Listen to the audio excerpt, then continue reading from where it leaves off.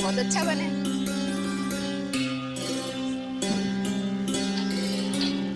अरे बाप रे।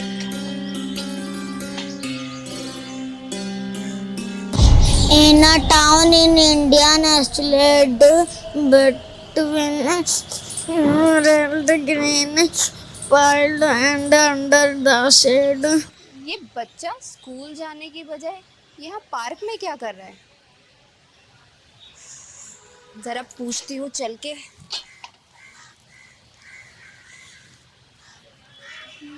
Ancient banana tree, there lived a young girl named. अरे बेटा, तुम पार्क में क्या कर रहे हो?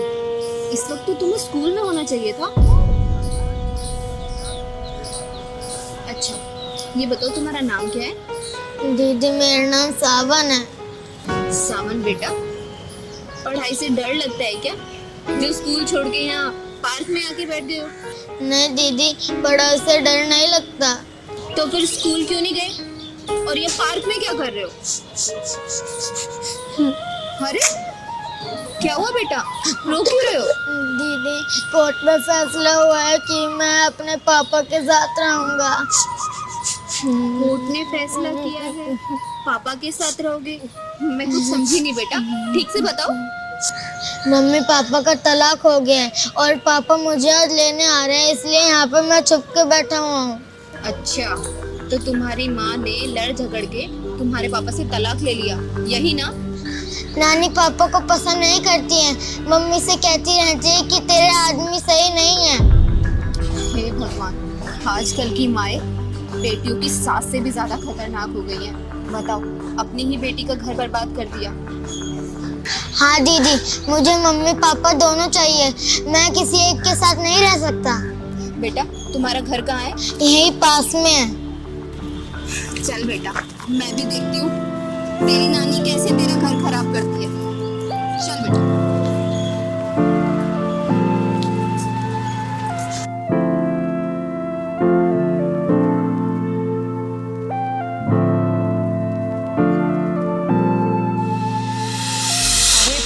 मैं तो कह रही हूँ ना, तू भी अपनी बेटी का तलाक करवा दे, जैसे मैंने करवा दिया प्रेमा का तलाक। ये अभी प्रेमा की ना बहुत अच्छी नौकरी लगने वाली है, पूरी 50,000 रुपए सैलरी है और ना 25,000 रुपए उसका पति उसे घर बैठे देगा। तो टोटल कितने हो गए? 75,000 रुपए आएंगे घर में। देख, एक बेटा है उसका, तो कोर्ट ने उसकी जिम्मेदारी तो उसके बाप को दे दी है, तो उस बच्चे से भी छुटकारा मिल गया मेरी प्रेमा को। देख, अगर तू भी अपनी बेटी का भला चाहती है ना, तो तलाक करवा दे उसका, फिर देख कैसे तेरे भी मेरी तरफ बारे न्यारे हो जाते हैं। अच्छा ठीक है, मुझे बाद में कॉल करती हूँ।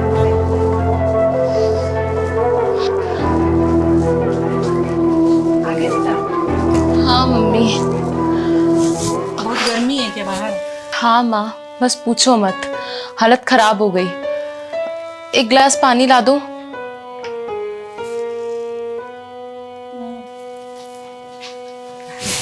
ठीक है, लाती हूँ।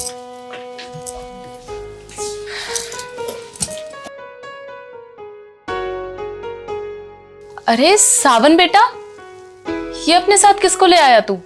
कल्याणी, कल्याणी किन्नर, और भगवान ने मुझे इस दुनिया में लोगों का कल्याण करने के लिए भेजा है।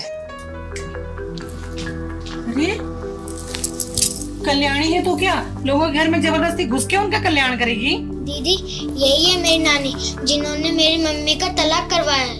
इसकी तो कल्याणी, कल्याणी किन्नर कहते हैं मुझे, और मैं बंदों का 2 तरीके से कल्याण करती हूँ, सर पे हाथ रख के और गर्दन मरोड़ के भी।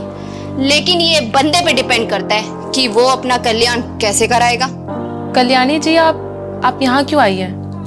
तेरी आंखों से तेरी माँ की साजिशों का पर्दा हटाने आई है ये कल्याणी, और इस मासूम से बच्चे का बचपन बचाने आई है ये कल्याणी। हमारे घर में दखल देने वाली तू होती कौन है? अरे तूने जो इसके कानों में नफरती मंत्र फूका है ना, जो इसकी जिंदगी में तलाकनामे की आग लगाई है, उसी में इस बेचारे बच्चे का बचपन, इसकी हंसी, इसका पूरा जीवन तहस नहस हो रखा है। दीदी, मम्मी पापा बहुत अच्छे हैं, नानी बहुत गंदी है। मैं नानी के साथ नहीं रहना चाहता, मैं मम्मी पापा के साथ रहना चाहता हूँ। घूर क्या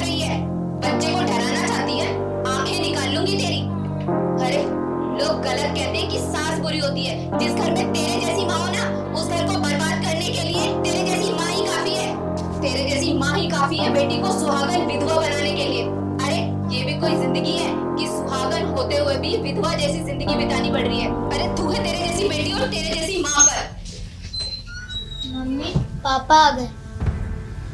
प्रेमा, मैं अपने बेटे सावन को लेने आया हूँ, चले बेटा?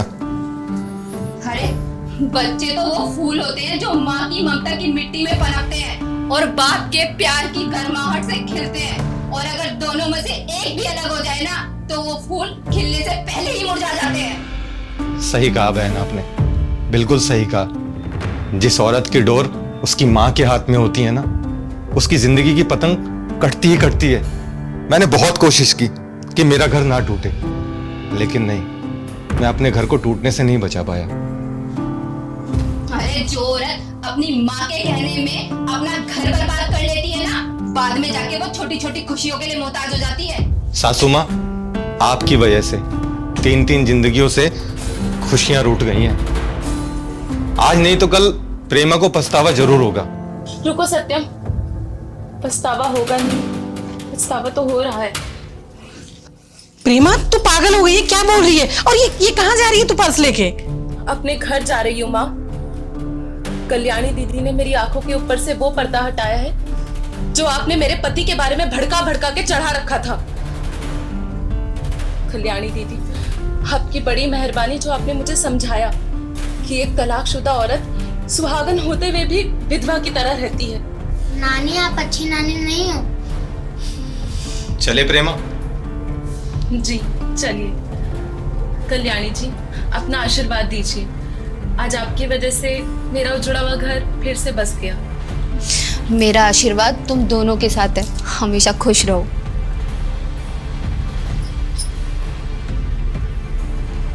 नानी जी नमस्ते, आखिरी बार कह रहा हूँ। Thank you Kalyani ji. देखा, दूसरों की जिंदगी में जहर घोलने का मतलब, जो दूसरों का घर बिगाड़ते हैं ना, वो अंत में खुद अकेले रह जाते हैं।